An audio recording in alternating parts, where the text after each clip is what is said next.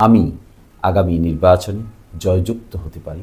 আমি কখনো কোনোভাবেই সরকারি কোনো বেনিফিট নিব না। যদি আমি নির্বাচিত হই তাহলে আমি কোনোদিন ট্যাক্স ফ্রি গাড়ির কোনো সুযোগ সুবিধা নিব না।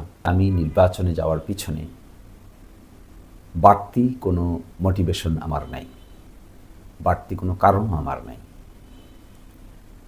মূলত আমি সেখানে যাওয়া আশা করছি একটি গুণগত পরিবর্তনের সূচনা করার জন্য।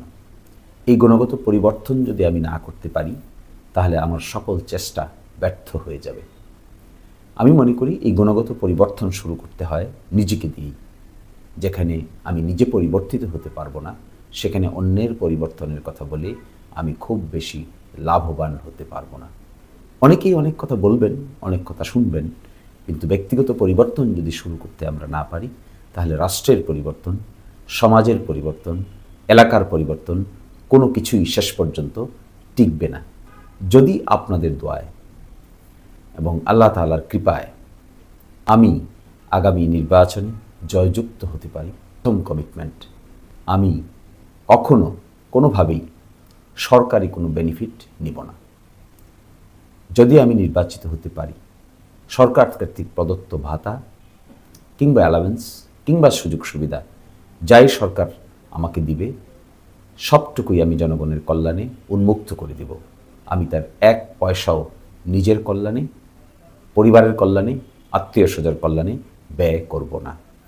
এটি আমার অনারারিয়াম হোক, এটি আমার অন্য কোনো সুযোগ সুবিধা হোক। দ্বিতীয় কথা হলো আমি কোনোদিন কোনো ট্যাক্স ফ্রি গাড়ি ব্যবহার করব না।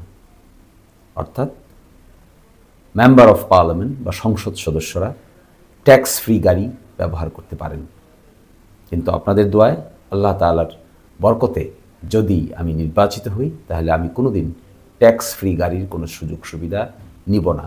কেউ আমাকে বলতে পারবেন না যে আমি ট্যাক্স ফ্রি গাড়ি ব্যবহার করেছি।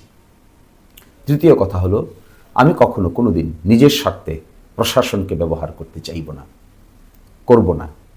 প্রশাসন জনগণের স্বার্থে ব্যবহৃত হবে, জনপ্রশাসনে রূপান্তরিত হবে। আমি ব্যক্তিগতভাবে প্রশাসনের সঙ্গে কথা বলে নিজস্ব ব্যক্তিগত সুযোগ সুবিধা, আমার পরিবার কিংবা আমার আত্মীয় স্বজনের সুযোগ সুবিধার জন্য কোনোদিন কোনোভাবে আমি প্রশাসনকে ব্যবহার করব না। আমাদের দেশে নির্বাচিত ব্যক্তিবর্গরা প্রটোকল ব্যবহার করতে খুবই আগ্রহী হন, ভিআইপি লাউঞ্জ ব্যবহার করতে চান, একটু সুযোগ সুবিধা নিতে চান, একটু প্রায়োরিটি নিতে চান। কিন্তু আমি আপনাদেরকে কথা দিচ্ছি, আমি নির্বাচিত হলে আমি কোনো প্রটোকল কোনো দিনই ব্যবহার করব না। এক্সট্রিম মশার কয়েল প্ল্যান্ট ফাইবার দিয়ে তৈরি, তাই সহজে ভাঙে না, সুগন্ধিযুক্ত ও নিরবিচ্ছিন্নভাবে জ্বলে। ডেঙ্গু, চিকুনগুনিয়া বাহি সহ যে কোনো মশার বিরুদ্ধে দেয় এক্সট্রিম সুরক্ষা। আমি কোনো প্রটোকল পছন্দ করি না, আমি এখনও পছন্দ করি না, আমি ভবিষ্যতেও পছন্দ করতে চাইব না। আমি মনে করি আমরা যারা জনগণের জন্য কাজ করার নিয়ত করি, জনগণই আমাদের সর্বোচ্চ প্রটোকল। এর বাইরে নির্ধারিত প্রটোকলের মধ্যে গিয়ে নিজেকে অন্যভাবে আলাদা করে নতুন সুযোগ সুবিধা নেওয়ার কোনো অর্থ হয় না। আমি আপনাদেরকে কথাও দিচ্ছি, আমি নির্বাচিত হলে আমি কোনো বাড়তি প্রটোকল কোনো দিনই নিব না। পুলিশ প্রটোকল, প্রশাসনিক প্রটোকল, সরকারি কাজ ছাড়া, রাষ্ট্রীয় কাজ ছাড়া আমি তার বাইরে কোনো দিন কোনো প্রটোকল নিতে চাইব না। সরকারি মিটিংয়ে গেলে কিংবা পাশ করার পরে যদি আমার দ্বারা কোনো কাজ করতে হয়, সেটি প্রশাসনিক ওয়েতে করতে হয়, তবে মাত্রই প্রশাসনিক ব্যক্তিবর্গরা সেই কাজের কারণে আমরা বসবো, উঠবো, কাজ করব। কিন্তু ব্যক্তিগত পর্যায়ে কাজের বাইরে গিয়ে আমি কোনোদিন কোনো প্রটোকল ব্যবহার করব না। এবং আমাদের অঞ্চলে বিল বাদল সহ বেশ কিছু রিসোর্সেস আছে, এগুলোতে অনেকেই মালিক হয়ে যান, এগুলোতে অনেকেই মালিকানা নিতে চান। আমি কোনোদিন ব্যক্তিগতভাবে কখনো কোনোভাবে আমি এইসবের কোনো কিছুর মালিক হব না। কোনো কিছুর মালিকানা আমার প্রয়োজন নেই।